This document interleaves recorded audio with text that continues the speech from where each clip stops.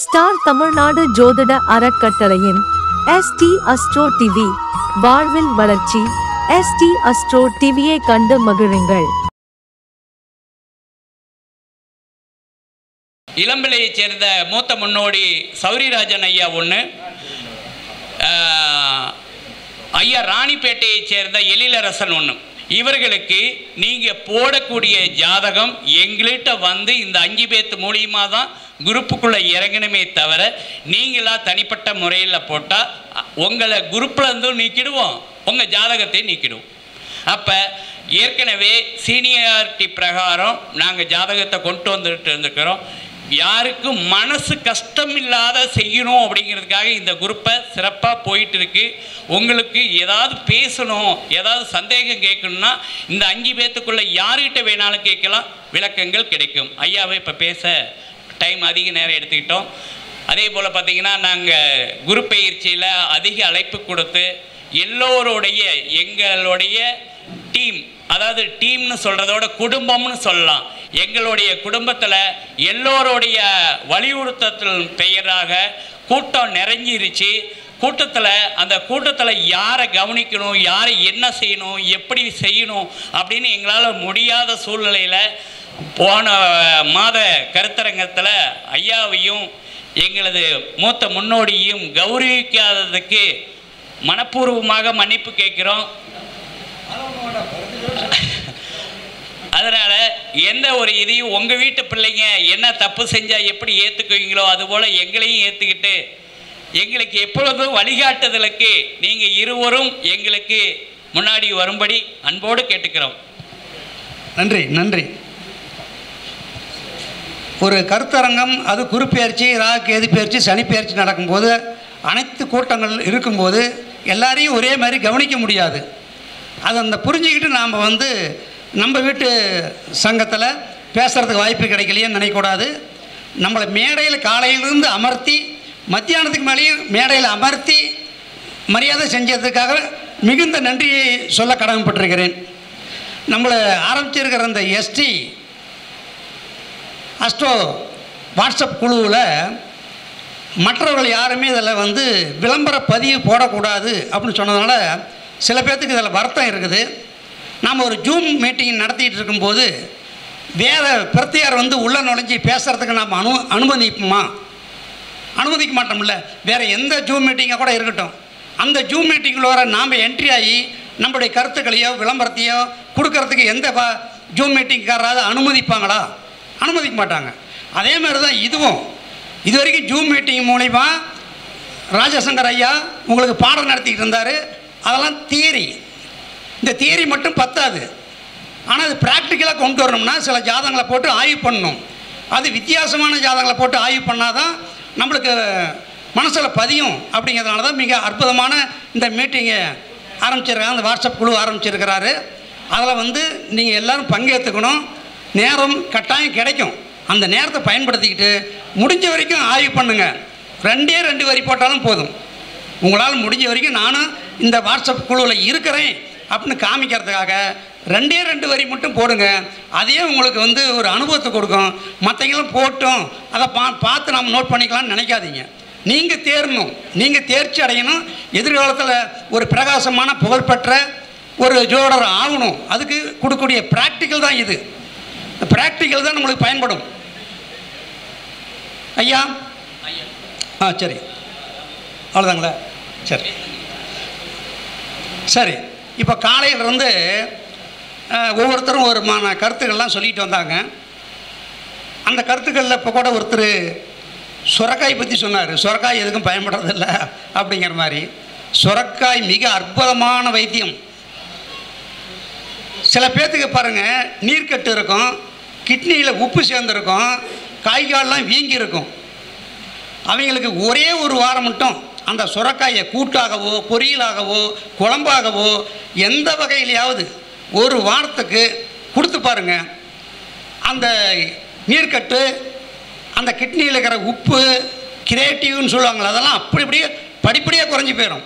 Doctor இது ஆச்சரியப்படுறாங்க. இது நடைமுறையில் நடத்தின உண்மை. இதை நம்ம முன்னோர்களே சொல்லிக்கிறாங்க. எப்படி சொல்கிறாங்க தெரியுமா? சுரக்காய்க்கு உப்பு இல்லை, சொல்கிறாங்க இல்லையா? அப்படின்னா என்ன அர்த்தம்? சுரக்காய் சாப்பிட்டா உடம்புல உப்பு குறையும்னு அர்த்தம். அதனால் சுரக்காய்க்கு உப்பு இல்லைன்னு சொன்னாங்க. அதை நம்ம புரிஞ்சுக்கணும். சரி, இருக்கட்டும். இந்த டைட்டானை பற்றி ஒன்று சொன்னாங்க. டைட்டான் அப்படிங்கிறதுக்கு தமிழாக்கம் என்ன தெரியுங்களா? மாந்தி. ஆமாம், மெர்க்குரினா புதன், சன்னுனா சூரியன். அது மாதிரி டைட்டன்னா மாந்தின்னு பேருங்க. அப்புறம் இதுக்கு மேலே ஐயானுடைய இதை கிடையாதுங்க. டைட்டான் அப்படின்னு பாருங்கள், இதில் பாருங்கள். மாந்திக்கு தான் பேர் தெரியல, இங்கிலீஷில் டைட்டான். உண்மை. அது இதுக்கு முன்னாடி ஹெச்எம்டி வாட்சியாக இருந்தது. அது 1983 இவங்க டைட்டானாக மாற்றி அவங்க வியாபாரம் பண்ணிக்கிட்டு இருக்கிறாங்க. சரி, இருக்கட்டும். நேரம் வேறு ஆகிட்டுருக்குது. இப்போ காலையிலேருந்து எல்லாம் நிறைய பேசியிருப்பாங்க. நாம் பேசும்போது எப்பயும் ஒரு வித்தியாசமாக இருக்கும், கொஞ்சம் நகைச்சுவையாகவும் இருக்கும், ஈஸியாகவும் இருக்கும். அதனால் எனக்கு கொடுக்கப்பட்ட தலைப்பு 7ஆம் பாவத்தை பற்றி தான் பேச சொன்னாங்க. ஆனால் ஒவ்வொரு மாதம் 7ஆம் பாவத்தை பற்றி பேசுகிறீங்க, இந்த மாதம் கொஞ்சம் வித்தியாசமான முறையில் பேசுங்க அப்படின்னு நம்முடைய பேராசன் ஐயா அவர்கள் சொன்னாங்க. அதனால் என்னுடைய தலைப்பை மாற்றி பணம் ஈர்க்கும் சூட்சும ரகசியங்கள் அப்படிங்கிற தலைப்பில் ஒரு அம்மா கொஞ்ச நேரத்துக்கு மேலே பேசினாங்க. மிகச்சிறப்பாக இருந்தது. அவங்க ஒவ்வொன்றும் தனித்தனியாக கொடுத்து பரிகார முறையில் அந்த கிளாஸில் கற்றுக்கிட்டதை வெளிப்படுத்தினாங்க. மிக அற்புதமாக இருந்தது. அதெல்லாம் நோட் பண்ணிருப்பீங்க. நாம் அந்த ரூட்டில் போகலை. நாம் எப்பயும் கொஞ்சம் வித்தியாசமான முறையில் போகக்கூடிய ஆள். ஆக இந்த அற்புதமான அந்த கருத்துக்கு வருகை தந்திருக்கும் ஜோட பெருமக்களுக்கும், ஜோட மாமேதைகளுக்கும், மாணாக்கர்களுக்கும், இதுவரையில் பேசிய ஜோட விற்பனர்களுக்கும் எனது முதற்கண் வணக்கத்தை தெரிவித்துக் கொள்கிறேன். அதே போல் இந்த கருத்தரங்கினுடைய தலைவரும் நிறுவனருமான மதிப்புக்கும் மரியாதைக்கு உரிய அருமை நண்பர் உயர் திரு ராஜா சங்கர் அவர்களையும் அவருடைய குடும்பத்தாரையும் அவருக்கு பக்க பலமாக தக்க துணையாக இருக்கும் நண்பர்களுக்கும் எனது பாராட்டுகளையும் வாழ்த்துக்களையும் வணக்கத்தையும் தெரிவித்துக் கொள்கிறேன். அதே போல் என்னுடைய பேச்சுக்கு எப்பயுமே ஊக்கத்தையும் உற்சாகத்தையும் தந்து கொண்டிருக்கும் அருமை நண்பர் ஸ்ரீ சௌராஜன் ஐயா அவர்களையும் இந்த அற்புதமான நிகழ்வுகளை உலகெங்கும் எடுத்து சென்று சிறப்பாக பணிபுரிந்து கொண்டு வரும் அருமை நண்பர் பழனி தங்கம் ஐயா அவர்களுக்கும் என் நன்றி கலந்த வணக்கத்தை தெரிவித்துக் கொள்கிறேன். முன்னுரை முடிஞ்சது. சரி, இப்போ பணத்தை பற்றி தான் இப்போ பேச போகிறோம். ஐயா தான் சொல்லியிருக்காரு, பணத்தை பற்றி பேசுங்க, பணம் தான் முக்கியம். அது நீங்கள் பேசுனீங்களா ஒரு வித்தியாசமாக இருக்கும்னு எனக்கு சொன்னதுனால அவருடைய அன்பு கட்டளைக்காக இன்றைக்கி பணத்தினுடைய சூட்சும ரகசியங்களை உங்களுக்கு தெளிவாக புரியும் மாதிரி சொல்ல போகிறேன். இந்த பணம் அப்படிங்கிற ஒற்றை சொல்ல உச்சரிக்காத உதடுகளே கிடையாது. அப்படிதாங்களே? மனிதன் மறையும் வரை மனதில் மறையாமல் இருப்பது இந்த பணம் அப்படிங்கிற சொல்லு.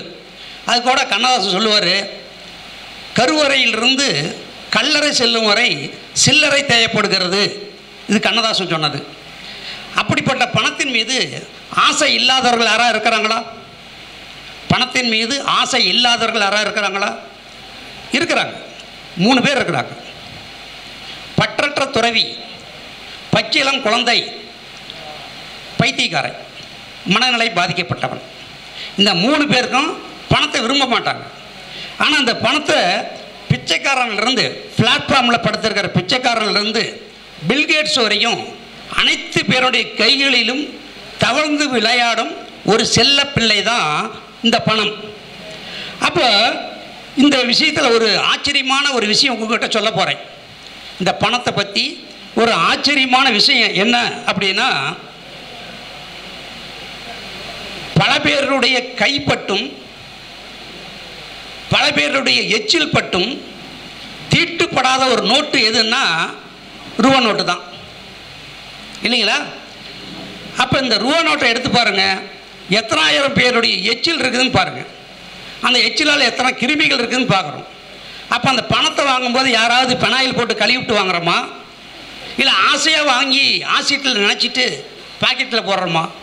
இல்லை, நாம் வாங்கி நம்ம எச்சிலையும் பதிவு பண்ணி தான் அடுத்தவங்களுக்கு கொடுக்குறோம். இது ஒரு ஆச்சரியமான விஷயம். இதுக்கு தீட்டே கிடையாது. சரி, அப்போது இந்த பணம் இருக்கிறதுனால தான் அவன் பணக்காரன் சொல்கிறோம். ஆங்கிலத்தில் ஒரு பழமொழி இருக்குது, ஏழை என்பவன் பணக்காரனாக முடியாதவன் அல்ல. ஏழை என்பவன் பணக்காரனாக முடியாதவன் அல்ல, பணக்காரனாக தெரியாதவன் அப்படின்னு ஆங்கிலத்தில் ஒரு பழமொழி சொல்லுவாங்க. அப்போ இதை நம்ம ஜாதக ரீதியிலே கொண்டு வரும்போது ஒருத்தருடைய ஜாதகத்தில் எத்தனை யோகங்கள் இருந்தாலும் கூட, ராஜ யோகங்கள் இருந்தாலும் கூட, முயற்சி செய்யாதவன் வாழ்வில் முன்னேற முடியாது அப்படின்னு நம்ம முன்னோர்கள் சொல்லியிருக்கிறாங்க. அந்த முயற்சிக்கு உண்டான பாவம் எது? 3ஆம் பாவம். முயற்சிக்கு உண்டான பாவம் 3ஆம் பாவம். அந்த முயற்சிக்கு உண்டான எண்ணத்தை, ஆசையை கொடுக்கறது 11ஆம் பாவம். இந்த 3ஆம் பாவம் 11ஆம் பாவம். ஏன்னா பெரும்பாலும் நம்ம எல்லா பாவத்தையும் பேசுவோம். 3ஆம் பாவத்தை பேச மாட்டோம், 11ஆம் பாவத்தை பேச மாட்டோம், 12ஆம் பாவத்தை பேச மாட்டோம். இந்த 3 தவிர எல்லாமே பேசுவோம். அதனால தான் ஐயா அவர்கள் எனக்கு 11ஆம் பாவத்தை பற்றி பேச சொல்லி அன்பு கட்டளை இட்டார். இப்போ நம்ம முன்னோர்கள் சொல்லியிருக்கிறாங்க, எண்ணம் போல வாழ்வு அப்படின்னு சொல்லியிருக்கிறாங்க. அப்போ அதுபோல் உங்கள் எண்ணத்தை, ஆசையை நிறைவேற்றி தருகின்ற பாவம் எது? 11ஆம் பாவம் தான். ஒவ்வொரு பாவத்தையும் இயக்கக்கூடிய பாவம் 11ஆம் பாவம் அப்படிங்கிறது மனசில் வச்சுக்கணும். இந்த 11ஆம் பாவத்தை இதை ஒப்பானிக்கு சப்பானிக்கு வச்சுருக்கிறாங்கன்னு நினைக்காதீங்க. இந்த 11ஆம் பாவம் லாபாதிபதினு சொல்லக்கூடிய லாப அமைப்பு நல்லா இருந்தால் தான் அந்த வீட்டுக்கு 11ஆம் இடம், 9ஆம் வீடு சௌபாக்கியம் நல்லாயிருக்கும். அந்த சௌபாக்கியம் நல்லா இருந்தால் தான் அந்த வீட்டுக்கு 11ஆம் இடம், 7ஆம் வீடு கடசரஸ்தானம் நல்ல முறையில் அமையும். அந்த 7ஆம் வீடு நல்ல முறையில் இருந்தால் தான் அந்த வீட்டுக்கு 11ஆம் இடம், 5ஆம் வீடு புத்திரபாக்கியம் நல்லாயிருக்கும். அந்த புத்திரபாக்கியத்தை தர வேணும்னா அந்த வீட்டுக்கு 11ஆம் வீடு, 3ஆம் பாவம் முயற்சி வீரியம் இருக்கணும். அந்த முயற்சி வீரியம் வேணும்னா அந்த வீட்டுக்கு 11ஆம் இடம் லக்கணம் வலுவாக இருக்கணும். அப்போ லக்கணம், குணம், ஒழுக்கம் இதெல்லாம் கொடுக்கக்கூடிய இடம் அது நல்லா இருக்கணும்னா, நல்லா இருந்தால் தான் 11ஆம் வீடு வேலை செய்யும். ஒரு ரவுண்டு வந்தாச்சுங்களா? ஒவ்வொன்றுக்கும் 11ஆம் வீடு நல்லா இருந்தால் தான் அந்த பாவம் வேலை செய்யும். அப்போ 4ஆம் வீடு, வீடு, வண்டி, வாகனம் அது நல்லா இருக்கணும்னா அந்த வீட்டுக்கு 11ஆம் வீடு, 2ஆம் வீடு. தனம் வேணும். தனம் இருந்தால் தான் அந்த வீட்டுக்கு அந்த வாகனத்தை இயக்க முடியும். அப்போ 6ஆம் வீடு ரோகம், ருணம்னு சொல்கிறோம். அந்த நோய் இல்லாமல் இருக்கணும்னா அந்த வீட்டுக்கு 11ஆம் வீடு, 4ஆம் வீடு சுகம் நல்லா இருந்தால் நோய் வராது. இப்படி ஒவ்வொரு பாவத்தையும் நம்ம சொல்லிகிட்டே போகலாம். ஆனால் ஒவ்வொரு ராசிக்கும் இந்த அதனால தான் நம்ம முன்னோர்கள் நிறைய கொடுத்துருக்குறாங்க, நாம் அதை பயன்படுத்திக்கிறது இல்லை. ஒவ்வொரு ராசிக்கும் ஒவ்வொரு கிரகத்துக்கும் ஒரு அடையாளம், குறியீடு, சின்னம் இதெல்லாம் கொடுத்துருக்குறாங்க. ஆனால் நம்ம அதை கவனிக்கிறது இல்லையா, இல்லை அதை நடைமுறைப்படுத்த தெரியலையா, இல்லை அதனால் தான் முன்னுக்கு வர முடியுமா அப்படிங்கிற நம்பிக்கை இல்லையா அப்படிங்கிறது எனக்கு தெரியல. ஒவ்வொரு சின்னத்துக்கும் கொடுத்துருக்குறாங்க. அப்போது நாம் அவத்தை நம்பாமல் நியூமராலஜி பிரகாரம், எண்கணித பிரகாரம் பேரை மாற்றி கையெழுத்தை மாற்றினா என் தலையெழுத்து மாறுமா? வளமான வீட்டை கட்டி வாழ்க்கையில் முன்னுக்கு வர மாட்டோமா வாஸ்து பிரகாரம்? இல்லை கோயில் பரிகாரம் செஞ்சு கோட்டீஸ்வரன் ஆக முடியுமா? இல்லை வாழ்வியல் பரிகாரம் பண்ணி வளமான வாழ்க்கை அமைக்க முடியுமா? அப்படின்னு எங்கெங்கேயோ தேடுறோம், அலையிறோம். ஆனால் அதில் எத்தனை % உண்மை, எத்தனை % முன்னுக்கு வந்திருக்காங்கன்னு தெரியல. ஆனால் நம்ம ஜாதகத்தில் எந்த வீட்டை இயக்கணும், ஏன்னா 12 பாவத்துக்கும் அடையாளங்கள், குறியீடுகள் இருக்குது. ஆனால் எந்த பாவத்தை இயக்கினா நம்மளுக்கு அந்த லாபம் கிடைக்கும் அது நம்மளுக்கு தெரியல. 11ஆம் பாவம் மட்டும்தான், இந்த 11ஆம் பாவத்துக்கு மட்டும்தான் அந்த அமைப்பு இருக்குது. ஏன்னா உபஜயசானம் அப்படின்னு கேள்விப்பட்டிருப்பீங்க. 3, 6, 10, 11 இல்லைங்களா? அப்போ பணபரசானம் 2, 5, 8, 11 இந்த ரெண்டுலேயும் பாருங்கள் 11 காமனாக இருக்கும். அப்போ அந்த 11ஆம் வீடு தான் நம்மளுக்கு பணத்தை அள்ளி கொடுக்கக்கூடிய பாவம் அப்படின்னு சொல்லலாம். அது மட்டும் இல்லாமல் இந்த 11ஆம் பாவம் தான் அதிகமாக நெகட்டிவ் இல்லாத பாவம், எதிர்மறை இல்லாத பாவம். அப்போ அந்த 11ஆம் பாவத்தை இயக்கணும். இந்த 11ஆம் பாவங்கிறது நம்மளுக்கு நல்ல ஒரு லிஃப்ட் கொடுத்து கிஃப்ட் கொடுக்கக்கூடிய பாவம் தான் 11ஆம் பாவம். அப்போ இந்த 11ஆம் பாவத்தை பற்றி காலப்புருஷ இலக்கண பிரகாரம் என்ன சொல்லுது? அப்போ இந்த குறியீடுகளில் பயன்படுத்தி நாம் வாழ்க்கையில் முன்னுக்கு வரலாம். ஆனால் நாம் நம்புறதில்லை. அப்படி யாராவது முன்னுக்கு வந்திருக்கிறாங்களா? இந்த குறியீடுகள்லாம் பயன்படுத்தி சின்னங்கள்லாம் பயன்படுத்தி யாராவது கோடீஸ்வரன் ஆகியிருக்கிறாங்களா?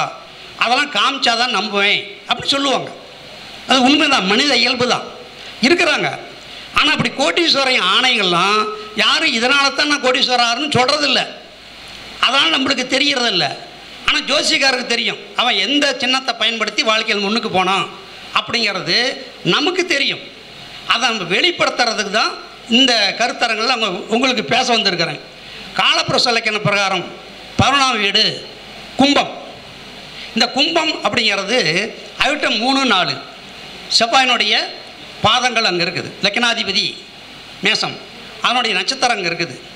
பிரம்மாண்டம், திடீர் யோகம் அப்படின்னு சொல்லக்கூடிய போகக்காரன், யோகக்காரன் சொல்லக்கூடிய ராகுனுடைய நட்சத்திரம் முழு நட்சத்திரம் அங்கே இருக்குது.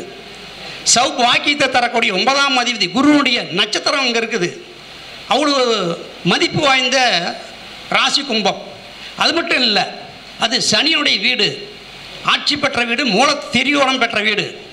அது மட்டும் இல்லை, தனது வீட்டுக்கு கர்மஸ்தானத்திலையும் தர்மஸ்தானத்திலையும் உச்சம் பெறக்கூடிய ஒரே கிரகம் சனி பகவான் தான். புரியல இல்லைங்களா? கும்ப வீட்டுக்கும் 9ஆம் வீட்டில் தான் சனி உச்சம், மகர வீட்டுக்கு 10ஆம் வீட்டில் தான் சனி உச்சம். அப்போ தனது வீட்டுக்கு கர்மஸ்தானத்திலையும் தர்மஸ்தானத்திலையும் உச்சம் பெறக்கூடிய ஒரே கிரகம் சனி பகவான் தான் அப்படின்னு ஆணித்தரமாக அடித்து சொல்லலாம். ஆக அந்த மொத்தத்தில் இந்த 11ஆம் வீட்டை பயன்படுத்தி யாராவது முன்னுக்கு வந்திருக்கிறாங்களா அப்படின்னு கேட்பீங்க. இப்போ இன்ன வரைக்கும் சொன்னதெல்லாம் ஏற்கனவே கேள்விப்பட்டிருப்பீங்க. இதுக்கு மேலே சொல்ல போகிறதெல்லாம் எங்கேயுமே கேள்விப்பட்டிருக்க மாட்டீங்க. உங்கள் சிந்தனைக்கு உண்டான சிறப்பான விருந்து இது. இப்போ நம்ம 11ஆம் வீட்டை இயக்கிறோம். 11ஆம் அதிபதி எங்கே இருக்கிறானோ அந்த நட்சத்திரத்தை இயக்கலாம். இல்லைங்க அதெல்லாம் படி வீழ்ச்சியாக இருக்குது, வக்கரமாக இருக்குது, திதி சூன்யமாக இருக்குது, 6-8 மறைஞ்சிருச்சு அப்படின்னா ஜென்ம நட்சத்திரத்தை இயக்கலாம். இல்லைங்க ஜென்ம நட்சத்திரம் எனக்கு சரியான முறையில் அமையலை, புஷ்கர நவமஸ்தலம் இல்லை அப்படின்னா சந்திரன்ற நட்சத்திரத்தை பயன்படுத்தலாம். அல்லது தாராபலம் தரக்கூடிய 6வது நட்சத்திரத்தை இயக்கலாம். இது 3-4 வழிமுறை இருக்குது. நம்ம ஜாதத்தில் எது பலமாக இருக்குதோ அதை நீங்கள் பயன்படுத்திக்கிங்க. இப்போ 11ஆம் வீட்டில் மட்டும்தான் ஆய்வு பண்ணுறோம். இப்போது ஒரு மிதுன இலக்கணக்காரர் என்கிட்ட வந்தார். ஒரு கற்பனைக்கு வச்சுக்கிங்களேன், ஒரு மிதுன இலக்கணக்காரர் நான் ஒரு தொழில் ஆரம்பிக்கணும், அதுக்கு நீங்கள் என்ன தொழில் செய்யலாம், அதுக்கு ஒரு பேர் வச்சு கொடுங்க அப்படிங்கிறார். மிதுன இலக்கணத்துக்கு 11ஆம் வீடு எது? மேசம் இல்லைங்களா? மேசம் அப்படின்னாவே தலை. அந்த புதன் லக்னாதிபதி போய் மேசத்தில் இருக்குது, அசுனி 3ஆம் பாதத்தில் இருக்குது. அவருக்கு கூட ராகுவும் இருக்குது, புதனும் ராகும் அங்கே இருக்குது. புதன் அசுனி 3இல் இருக்குது. இப்போ அவருக்கு நம்ம சொல்லக்கூடிய தொழில் என்னன்னா தலை சிரசு சார்ந்த தொழில் செய்யுங்க. அங்கே கேதுனுடைய நட்சத்திரத்தில் இருக்கிறதுனால, கேதுனா யார்? தலைமுடி. அப்போ அங்கே ராகு வளர்ச்சி கொடுக்கறது. தலைமுடி வளர நீங்கள் ஒரு ஆயில் தயார் பண்ணுங்க அப்படின்னு சொல்லும்போது தான் அவங்க ஆரம்பித்தது தான் அசூனி ஹேர் ஆயில். மேட்ச் ஆகுதுங்களா? அசூனி ஹேர் ஆயில் கரெக்டாக வருது. அதில் இன்னொரு விசேஷம் என்னன்னு கேட்டிங்கன்னா, அதில் புதன் இருக்குது. புதனுடைய நிறம் என்ன? Very good. அந்த அசுனி ஹேர் ஆயிலுடைய டப்பாவே பச்சையாக தான் இருக்கும், மூடியும் பச்சையாக தான் இருக்கும், அதில் இருக்கிற ஆயிலும் பச்சையாக தான் இருக்கும். எவ்வளோ நுட்பமான முறையில் அதுக்கு வடிவமைச்சு கொடுத்து அவர் கோட்டீஸ்வரன் ஆகியிருக்காரு. ஆனால் இதில் ஒரு வேடிக்கை என்னன்னு பார்த்தீங்கன்னா, அந்த அசுனி ஹேர் ஆயிலுடைய ஓனருக்கு தலைமுடியே இருக்காது, என்னை விட மோசமாக இருக்கும், முழுக்க முழுக்க வழுக்க. அவர் மற்றவங்களுக்கு பயன்படுத்துறதுக்கு கொடுத்தாரு, மற்றவங்க பயன்படுத்த முடியுது. ஆனால் இவருக்கு அதை பயன்படுத்த முடியல, முடி இல்லை, சரி, அடுத்தது ராசி மிதுனத்துக்கு அடுத்தது கடகம். கடகத்துக்கு 11ஆம் அதிபதி ரிஷபம். ரிஷபம் அப்படின்னா நம்மளுக்கு நல்லா ஞாபகம் வரும், நந்தி, காளை ஞாபகம் வருங்களா? அப்போ அந்த கடகராசிக்காரர், கடகலக்கணக்காரர் அந்த ரிஷபத்தை பயன்படுத்தி கோட்டீஸ்வரனானார். ரிஷபம் அப்படிங்கும்போது நந்தி தானே. சேலத்தில் ஒரு மில்லுக்காரர் அந்த எம்பளத்தை பயன்படுத்தி முன்னுக்கு வந்தார். நந்திமார் கடலை மாவு, நந்திமார் ஓத்தம்பருப்பு, அந்த நந்தியினுடைய படத்தை போட்டு தான் அருணாச்சல நாடார் அப்படிங்கிறது 1940 இன்னைக்கு வரைக்கும் நடந்துட்டு இருக்குது. அந்த ரிஷபம் அப்படிங்கிறது காளை அப்படிங்கிறதுனால வாகினி ஸ்டுடியோ கேள்விப்பட்டிருப்பீங்க. 2 காளை மாடு முட்டிகிட்டு இருக்கிற மாதிரி அந்த எம்பளத்தை வச்சுருப்பாங்க. அது மட்டும் இல்லை, பழைய காலத்து படம் தேவர் பிலிம்ஸு கேள்விப்பட்டிருப்பீங்க. அவருடைய படத்தில் முதல்ல எடுத்ததுமே முதல் சீன் அந்த காளை பாஞ்சு வந்து அந்த பட்டத்துக்குள்ளார் நிற்கும். அந்த காளை தான் அவர் பயன்படுத்தி வெற்றிகரமான படம்லாம் தயாரித்தார். ஆனால் அதுக்கப்புறம் நல்ல நேரம் அப்படிங்கிற படத்தில் தான் யானை கொண்டு வந்தார். அதுக்கப்புறம் தோல்வி ஆக ஆரம்பிச்சிருச்சு. என்னங்க ஏங்க இந்த கேள்வி? கவுண்டமணி கிட்ட செந்தில் கேட்ட மாதிரி கரகாட்டக்காரன்ல அந்த தேவர் பிலிம்ஸ் வச்சிருந்த காளையை இப்போ யார் வச்சிருக்கிறா அப்படின்னு கேட்குறாரு. இப்போ அந்த காளையை யார் வச்சிருக்கிறாங்க அப்படின்னா, ஷேர் மார்க்கெட்டு பார்த்துருப்பீங்க, அங்கே போயிடுச்சு அந்த காளை. ஷேர் மார்க்கெட்டுடைய சின்னம் எது? காளை பாஞ்சு வர்ற மாதிரி இருக்கும். ஏன்னா சுக்கிரனுடைய தனாதிபதியினுடைய தனத்தை கொட்டக்கூடிய இடம் அங்கே. அந்த காளை, அந்த ரிஷப காளை அங்கே போயிடுச்சு. அது மாதிரி அந்த இதே அமைப்பு அதே மாதிரி இந்த மிதுன ராசிக்காரர்கள் என்ன பண்ணலான்னா, இந்த ஆடு சாப்பிடக்கூடாதுங்க, மட்டன் சாப்பிடக்கூடாது, சொல்ல மறந்துட்டேன். மிதுன லக்கணக்காரர், மிதுன ராசிக்காரர் மட்டன் சாப்பிடக்கூடாது. ஏன்னா அது ஆடு. அந்த ஆட்டை வளர்த்தலாம், தீனி போடலாம். அதை சாப்பிட்டோமா அந்த 11ஆம் இடம் அவுட் ஆகிரும், வேலை செய்யாது. அதே மாதிரி அதில் ரோகிணின்னு இருக்கும். ரிஷபத்தில் ரோகிணி அப்படின்னு இருக்கும்.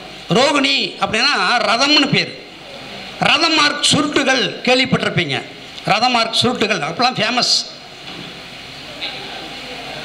இன்னைக்கு ஃபேமஸ். ரதம் மார்க் சுருட்டுகள் 50 வருஷத்துக்கு மேலே அது வியாபாரம் நடந்துகிட்டு இருக்குது. அதை அந்த ரதங்கிற படத்தான் போடுவாங்க. இப்பயும் கூட அந்த தேர் திருவிழா நடக்கும்போது தேர் இழுக்கிறோம் பார்த்தீங்களா, அதில் நம்ம கலந்துக்கிட்டோமாவே அந்த ரோகிணி நட்சத்திரம் ஆக்டிவேட் ஆகும். அதே மாதிரி அதில் மிருகசீரசன் ஒரு நட்சத்திரம் இருக்குது. மிருகசீரசம் அப்படின்னா மான். மான்மார்க் கொடைகள் அப்படின்னு எடப்பாடியில் மான்மார்க் அப்பளம் ஃபேமஸானது. அப்பளம் ஒரு கொடை வாங்கினாவே மான்மார்க் கொடை இருக்கான்னு தான் கேட்பாங்க. அந்த மான் சின்னத்தை தான் பொறிச்சிருப்பாங்க. இது மாதிரி அதில் இருக்கிற நட்சத்திரத்தை கூட நாம் ஆக்டிவேட் பண்ணலாம். அந்த மேசத்தில் கூட இன்னொன்று சொல்ல மறந்துட்டேன், முக்கியமானது. அந்த மேசத்தில் கூட பரணி இருக்குது.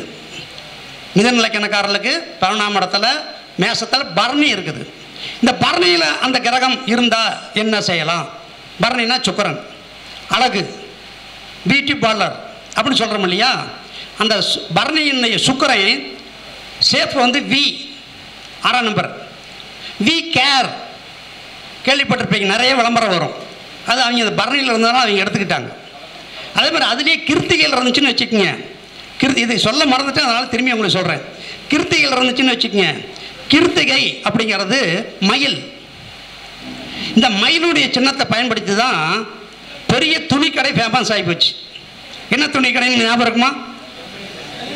Very good, super. சென்னை சில்க்ஸ்காரன் அந்த மயில சின்னத்தை வச்சு தான் ஃபேமஸ் ஆகி கோடிக்கணக்கில் சம்பாதிச்சது. இன்னொரு நகை கடைக்காரன் கூட அந்த மயில் சின்னத்தை தான் பயன்படுத்தியிருக்கார். கரெக்டு. தங்கம் வாங்க வாங்க, தங்க மயிலுக்கு வாங்க. அவரும் அந்த தங்க மயில் தான் பயன்படுத்தி சிறப்பான முறையில் கொண்டு வந்தார். இது மாதிரி அந்த நட்சத்திரத்தையும் நம்ம பயன்படுத்தலாம். அடுத்தபடியாக சிம்மலக்கணக்காரர்கள்.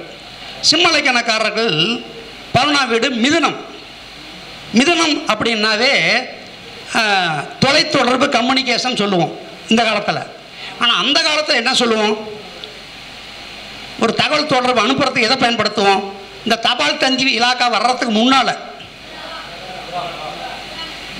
துணுப்படிக்கிறது முரசு இல்லைங்களா? முரசின் மூலயமா தான் தகவல் போகும். நாட்டு மக்களுக்கு ஒரு நற்செய்தி அப்படி தான் வரும். முரசு தான் அதனுடைய சின்னம். சிம்ம இலக்கணத்தில் பிறந்த விஜயகாந்த் அந்த முரசு சின்னத்தை பயன்படுத்தி தான் குறுகிய காலத்தில் பெரிய ஆதரவு வந்துச்சு. இது நடந்த வரலாறு. அது எப்போ அந்த முரசு சின்னம் முடக்கப்பட்டதோ, தீபம் சின்னத்தை ஏந்த ஆரம்பிச்சிட்டாங்களோ, படி வீழ்ச்சி ஆகி போச்சு. இது நடந்த வரலாறு. நீங்கள் நோட் பண்ணி பார்க்கணும். அந்த சின்னம் மிதுனம் அப்படின்னாவே ட்வின்ஸ், 2 பசங்க ஊதுகுழல் வச்சு ஊதிட்டு வருவாங்க. பேப்பே பேப்பின்னு ஜெமினி ஸ்டுடியோ வாசன் அந்த காலத்தில் பல கோடிக்கணக்காக சம்பாதிச்சவர், புகழ்லாம் வாங்கினவர் அவர் தான். அது மாதிரி அந்த மிதுனத்தை பயன்படுத்தி நிறைய சம்பாதிச்சிருக்கிறாங்க. அடுத்தபடியாக கன்னியா இலக்கணம். இந்த கன்னியா இலக்கணத்துக்கு 11ஆம் வீடு எது? கடகத்தினுடைய சின்னம் எது? நண்டுமார்க் லுங்கிகள் பயன்படுத்திட்டார்ல. நண்டுமார்க் லுங்கிகள் நண்டை பயன்படுத்தி அந்த சின்னமே போட்டிருப்பார். உலகெங்கும் அது ஃபேமஸ் ஆகி பல கோடிக்கணக்கில் சம்பாதிச்சு கொடுத்ததா இல்லையா அவருக்கு? அதே மாதிரி அதில் பூசம்னு இருக்கும். அந்த பூசத்தினுடைய சின்னம் பால், பசும்பால், பசு அப்படின்னு பேர். ஆவின் பாலில் அது வரும். இதில் ஆயில்யம் இருக்கும். கடகத்தில் ஆதிசேஷன் பாம்பு சின்னம். இதுதான் அந்த ஆயில்யத்தில் என்னாக்க ஆதிசேஷனை பயன்படுத்தலாம். ஒரு விஷயத்தை நோட் பண்ணுங்க. ஒவ்வொரு மருத்துவக் கல்லூரியிலையும் ஆஸ்பத்திரியிலையும் பாம்பு சின்னம் இருக்கும். 2 பாம்பு பின்னிட்டு இருக்கிற மாதிரி சின்னம் இருக்கும். அவங்க ரெக்கார்டு நோட்டில் முன்னால் பக்கத்துலேயே இருக்கும். ஆஸ்பத்திரி முன்னால் கேட்லேயே இருக்கும். இதை நல்லா நோட் பண்ணிங்களா உங்களுக்கு தெரியும். ஆயில்யம் அந்த ஆதிசேஷனுடைய படம். அந்த பாம்பு சின்னம் ரெட்டையாக இருக்கக்கூடிய பாம்பு சின்னத்தை நம்ம பார்க்க நோயினுடைய தன்மை குறையுதுன்னு இப்போ வெளிநாட்டுக்காரன் கண்டுபிடிச்சிருக்கிறான். நம்ம ஆளுங்க அப்பயே கண்டுபிடிச்சிட்டாங்க. ஒரு விநாயகரை வைங்க, அது பக்கத்தில் பாம்பு சின்னத்தை வைங்க. அந்த பாம்போட சின்னத்தை கும்பிட்றதுக்காக நம்ம போகிறோம். மஞ்சள் குங்குமம் பற்றி வச்சுக்களை பறித்து கும்பிட்றோம். அந்த பாம்போட சின்னம் நம்ம மனசில் பதிய நம்மளுக்கு இருக்கக்கூடிய பிணி பீடை நோய் நொடி நீங்குதா இல்லையா? அப்போ பக்தி மூலியமாக நம்மளுக்கு அந்த சின்னத்தை கொடுத்துருக்குறாங்க. மருத்துவர்கள் அதை பயன்படுத்திக்கிட்டு இருக்கிறாங்க. அப்போ இது மாதிரி இந்த குறியீடை பயன்படுத்திகிட்டு இருக்கிறாங்க. பூசம் அப்படின்னா அரச மரம், அதான் குறியீடு. அதை ஒரு ஸ்டீல் கம்பெனிக்காரர் யூஸ் பண்ணிட்டார். அரசன் ஸ்டீல் போட்டிருக்காரா இல்லையா? அது மாதிரி நிறைய சொல்லலாம். அடுத்து துலாலைக்கணக்காரர். இந்த துலாலைக்கணக்காரனுக்கு 11ஆம் இடம் சிம்மம். சிம்மம் அப்படின்னா இங்கிலீஷில் லயன் பேர். லயன் டேட்ஸ், லயன் பேர்ச்சம்பழம் அவர் யூஸ் பண்ணிட்டார். அது இங்கிலீஷில் சன்ஃப்ளவர், சன், அதே மாதிரி சன்ரைஸ், காப்பித்தூள் அந்த பேரை யூஸ் பண்ணிக்கிறார் அவர். ஏங்க அந்த பேரையே யூஸ் பண்ணிக்கிறாரு. அது மாதிரி சன்ரைஸு, சன்ஃப்ளவர், தீப்பெட்டிகள், இதெல்லாம் நம்ம நடைமுறையில் பார்க்குறோம். எதுக்கு இந்த சின்னத்தை வச்சுருக்காங்க நம்ம யோசிக்கிறது இல்லை. அவன் லாபாதிபதி இயக்கிறதுக்காக தான் அதை போட்டு கோட்டீஸ்வரன் ஆகிறான்.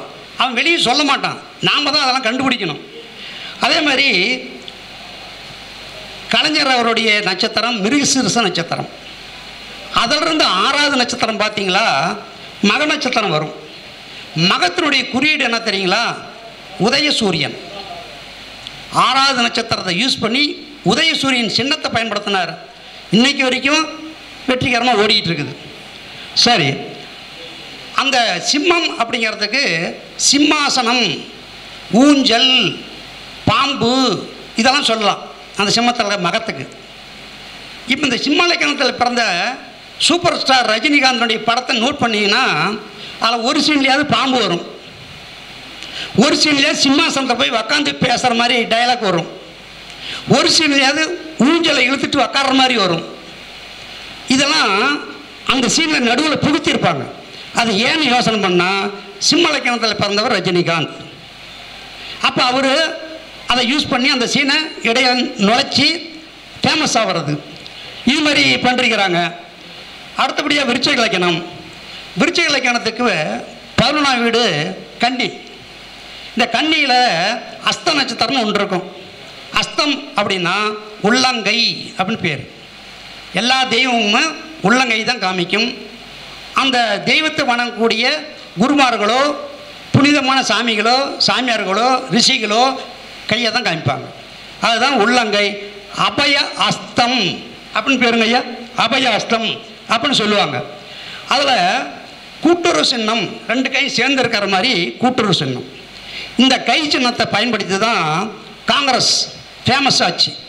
அவங்க சின்னமே கை சின்னம் தான். அப்போ ஒரு சில இடத்துலலாம் பார்த்தீங்களா, ஆஃபீஸில் ஸ்வஸ்திக் படம் போட்டிருப்பாங்க. இதெல்லாம் கன்னி ராசிக்கு உண்டானது. இன்னும் சில ஆஃபீஸில் போனீங்கன்னா காரணமே தெரியாமல் உலக வரைபடம் போட்டிருப்பாங்க. அந்த உலக வரைபடத்துக்கும் ஆஃபீஸுக்கும் சம்மந்தம் இருக்காது. அது கன்னி குறிக்கக்கூடிய சின்னம். அதே மாதிரி டேபிளில் பாருங்கள் குளோப் வச்சுருப்பாங்க, உருண்டை, பூமி உருண்டை வச்சுருப்பாங்க. அதுக்கு அந்த கம்பெனிக்கு சம்மந்தம் இருக்காது. இதெல்லாம் வந்து கன்னியினுடைய சின்னங்கள், குறியீடுகள். வெளியே பார்த்தீங்களா பழங்காலத்து சிற்பங்கள், பழங்காலத்து ஓவியங்கள், ஒரு கவிஞர் எழுதுகிற மாதிரி படம் இதெல்லாம் இருக்கும். ஏன்டா இதெல்லாம் இங்கே வச்சுருக்கிறாங்க யோசிப்போம். கன்னி ராசியை இயக்கக்கூடிய அமைப்பு. அதை பார்க்க பார்க்க பார்க்க பார்க்க நம்ம மனசில் அந்த எண்ணங்கள் பாசிட்டிவ் எனர்ஜி கிடைக்கும் அப்படின்னு சொல்லலாம். அதே போல் தனுசு இலக்கணம். தனுசு இலக்கணக்காரர்களுக்கு 11ஆம் வீடு துலாம். அந்த துலாத்தில் தான் சுவாதி நட்சத்திரம் இருக்குது. நரசிம்மர் அவதாரம் பண்ணதே சுவாதி தான். அதுக்கு தீபம்னு சொல்லுவாங்க. அதனால தான் ஒரு எண்ணெய்க்காரர் தீபம் எண்ணெய் அதை பயன்படுத்தி தான் எக்கச்சக்கமாக சம்பாதிச்சிட்டார். தீபம் எண்ணெய் அப்படின்னு தயாரித்தார். அந்த துலாம் அப்படிங்கிறது தராசு. அந்த தராசு அப்படிங்கிறது ஒரு பத்திரிகை சியாம் நடத்திட்டு இருக்காரு, இன்னும் நடத்திட்டு இருக்காரு 40 வருஷமாக. தராசு பத்திரிகை கேள்விப்பட்டிருப்பீங்க. சியாம் அப்படிங்கிறது நடத்திட்டு இருக்கிறார். அதில் இன்னொரு விசேஷம் என்னன்னு பார்த்தீங்கன்னா விசாகம். அதில் இருக்கக்கூடிய நட்சத்திரம் துலாத்தில் விசாகம். விசாகத்துக்கு குறியீடு என்ன கொடுத்துருக்குறாங்க அப்படின்னா மண்பாண்டம் செய்கிறாங்க இல்லைங்களா, அந்த மண்பாண்ட சக்கரம், அந்த சக்கரம் தான் குறியீடு. இதை பயன்படுத்தி ஒரு டீ தூள்காரரு ஃபேமஸ் ஆகிட்டார். என்ன டீ தூள்? சக்கரா டீ தூள். அந்த சக்கரமாக அதில் போட்டிருப்பார், சக்கரா டீ தூள்னு போட்டிருப்பார். அதுலேயும் இன்னொரு பியூட்டி என்னன்னு கேட்டிங்கன்னா விசாகங்கிறது குருவுடைய நட்சத்திரம். குருன்னா தங்கம்மா. அப்போ அதில் என்ன போட்டிருக்காரு? சக்கரா கோல்டு டீ. அதையும் அங்கே போய் நுழைச்சிட்டார். சக்கரா கோல்டு டீ சாப்பிட்ருக்கிறீங்களா? அந்த கோல்டுன்னு எது கொடுத்தாங்க? விசாங்கிறது குருவுடைய நட்சத்திரம். இப்படி அந்த ஒவ்வொன்றுமே அது மாதிரி கொண்டு வந்து தான் பண்ணிருக்கிறாங்க. அடுத்தபடியாக மகர லக்னம். மகர லக்னத்துக்கு 11ஆம் வீடு விருச்சகம். எல்ஐசி சின்னம். எல்ஐசி சின்னம், எல்ஐசியில் வேலை செய்கிறீங்க இவங்களாம் இந்த மகர லக்னக்காரர்கள் நிறைய இருப்பாங்க. அவங்களுக்கு இது சூட் ஆகும். இதை விட என்ன ஒரு பீட்டின்னு பார்த்தீங்கன்னா நமது பாரத பிரதமர் மோடி, நரேந்திர மோடி அவருடைய நட்சத்திரம், லக்னம், ராசி இதெல்லாம் பார்த்தீங்கன்னா விருச்சகம். அனுச நட்சத்திரம். அனுச நட்சத்திரத்துக்கு என்ன குறியீடு கொடுத்துருக்காங்க தெரியுங்களா? தாமரைப்பூ. அவர் தாமரைப்பூ சின்னத்தில் தான் இருக்கிறார். இது இயற்கை அமைஞ்சதா இல்லை செயற்கை ஏற்பட்டதா? ஏன்னா சிலதெல்லாம் நேச்சராக அமையும், சிலதெல்லாம் ஆர்டிஃபிஷியலாக அமைச்சிக்கணும். ஒரு சில பேருக்கு இயற்கையை கொடுக்கறது தான். அது மாதிரி பிரதமர் மோடி ஐயா அவர்களுக்கு அனுச நட்சத்திரம் குறியீடு தாமரைப்பூ. கரெக்டாக மேட்ச் ஆகி எவ்வளோ போராட்டங்கள் எவ்வளோ தடைகள் எதிர்ப்புகள் வந்தாலுமே உலகத்தில் பிரசித்தி பெற்ற புகழ்பெற்ற பிரதமர் அப்படிங்கிறது பேர் வாங்கிட்டு இருக்கிறாரு. அது மட்டும் இல்லை, இந்த விருச்சகம் அப்படிங்கிறது இங்கிலீஷில் என்ன பேருங்க?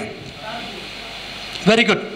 மகேந்திர கம்பெனிக்காரன் எத்தனையோ கார்களை உற்பத்தி பண்ணாலும், டிராக்டரெல்லாம் உற்பத்தி பண்ணாலும், ஸ்கார்பியோ அப்படின்னு ஒரு காரை உற்பத்தி பண்ணி அதுக்கு ஸ்கார்பியோன்னு பேர் வச்சுருப்பான். மிக அதிக அளவில் விற்பனையானது இந்த ஸ்கார்பியோ. 17.5 லட்சத்துலேருந்து 22 லட்சம் வரைக்கும் அதனுடைய விலை, வேரண்டியை பொறுத்த வரைக்கும். ஆனால் மகேந்திரக்காரன் இந்த பேரை யூஸ் பண்ணிக்கிட்டான், ஸ்கார்பியோ அப்படின்னு பயன்படுத்தியிருக்கிறாங்க. அதில் கேட்டை நட்சத்திரம், அது வராக மூர்த்தி பிறந்த நட்சத்திரம். சரி, அடுத்தபடியாக பார்த்தீங்கன்னா கும்பலக்கணக்காரர்கள். கும்பலக்கணம்.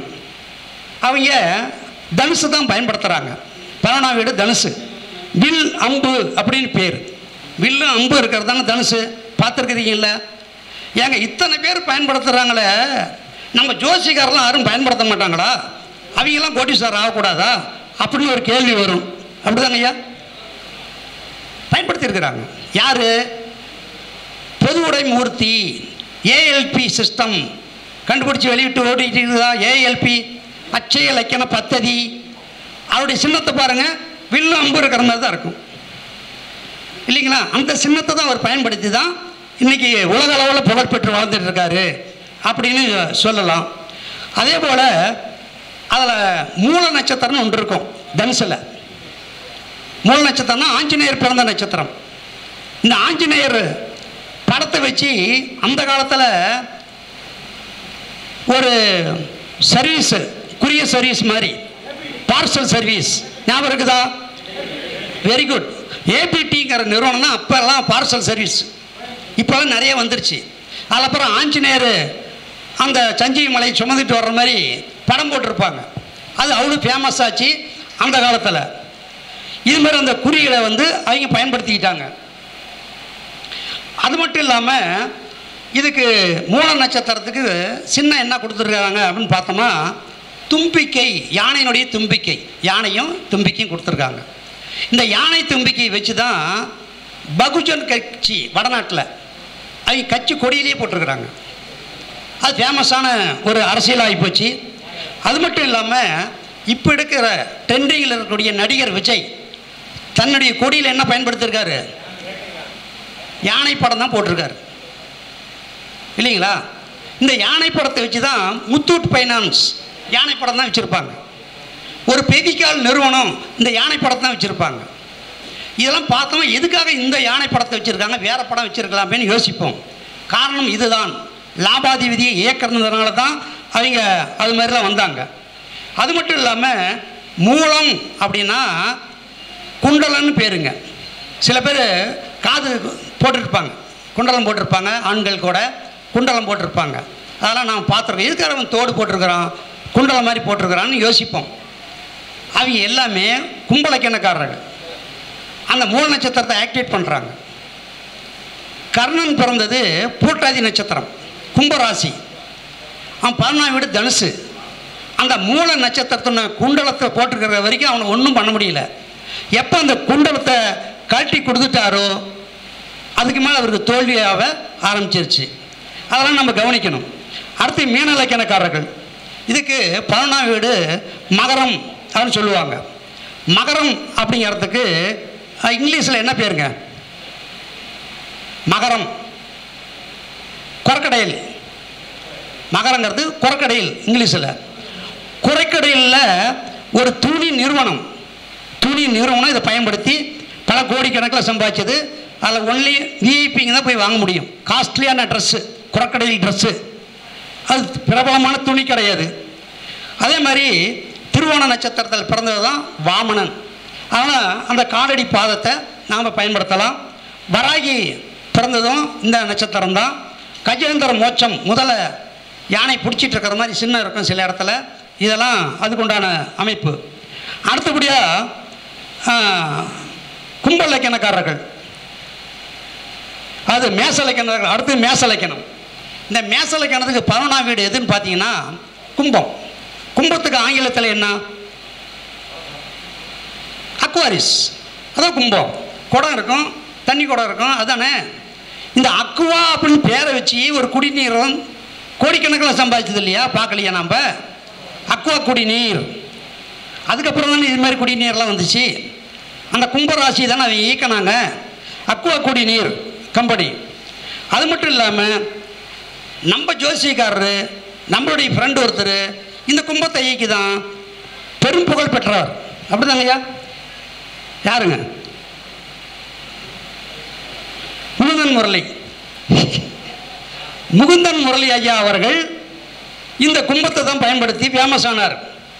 அவருடைய இதிலே பாருங்கள், கும்ப கலசம் போட்டிருக்கோம், அதுக்கு பக்கத்துலேயே கும்பமும் போட்டிருக்கோம். அவரை நீ பார்த்தீங்களா உங்களுக்கு தெரியும். அது முகுந்தன் முரளி ஐயா அவர்கள் அந்த கும்ப கலசம் அப்படின்னு போட்டிருப்பார். சரி, இதுக்கு பேர் கோபுரம்னு ஒரு பேர். கும்பத்துக்கு இன்னொரு சின்னம் கோபுரம். இந்த கோபுரம் சின்னத்தை பயன்படுத்தி ஆலயா வேட்டி, ஆலயம் அது பேர், ஆலயா வேட்டி சட்டைகள் ஒரு பெரிய நிறுவனம் இருக்குது, பார்த்துருப்பீங்க. அது மட்டும் இல்லை, ராமராஜன் காட்டன் மில் பார்த்துருக்குறீங்களா? ராமராஜன் வேஷ்டிகள், அதில் பாருங்க கோபுரம் படம் தான் இருக்கும். ஆலயா வேட்டிலையும் ராமராஜன் வேட்டிலையும் கோபுர படம் தான் இருக்கும். அவங்கெல்லாம் கும்ப ராசி இயக்குறாங்க அப்படின்னு சொல்லிடலாம். இந்த கும்பத்தில் தான் சதய நட்சத்திரம் இருக்குது. சதயம் அதாவது ஒவ்வொரு நட்சத்திரமும் ஒரு நட்சத்திரம் இல்லை, ஒவ்வொரு நட்சத்திரம் நட்சத்திர கூட்டங்கள். அந்த கூட்டம் குரூப்பு. இப்போ நாம் எப்படி ஒரு 200 பேர் 300 பேர் சேர்ந்து ஒரு குரூப்பாக சேர்ந்து எஸ்டி ஆரம்பித்து வாட்ஸ்அப் குரூப்பு ஆரம்பிச்சிருக்கிறோமோ, அது மாதிரி ஒவ்வொரு நட்சத்திரத்துக்கும் நட்சத்திர கூட்டங்கள். அந்த வகையில் சதயம்னா 100 நட்சத்திர கூட்டங்கள் சேர்ந்தது தான் சதயம். அந்த சதயத்தில் பிறந்தது தான் காந்தாரி மகாபாரதத்தில். அதனால தான் 100 குழந்தைகள் பெற்றெடுத்தாள் அப்படின்னு நாம் பார்க்குறோம். அந்த 100 அங்கே வேலை செய்யுது. அதேமாதிரி ராஜராஜன் பிறந்தது இந்த சதய நட்சத்திரம் தான். இப்போ 1000 ஆண்டு ஆகியும் கூட அவருடைய புகழ் நிற்கிது.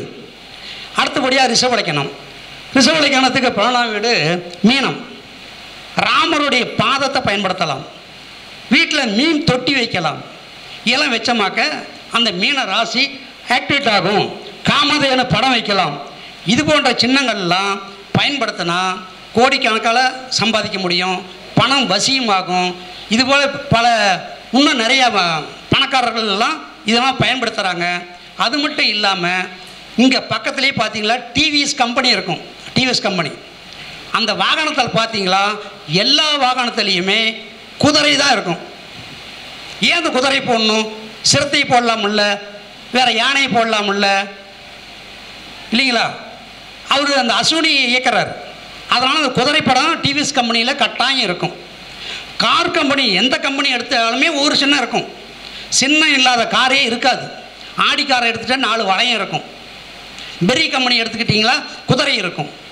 இப்படி ஒவ்வொரு கம்பெனியும் காரை பார்த்தீங்களா அதில் ஒரு எம்பளம் கட்டாயம் இருக்கும். ஆக இது மாதிரி குறியீடுகளை பயன்படுத்தி குறுகிய காலத்தில் கோடீஸ்வரன் ஆகலாம்.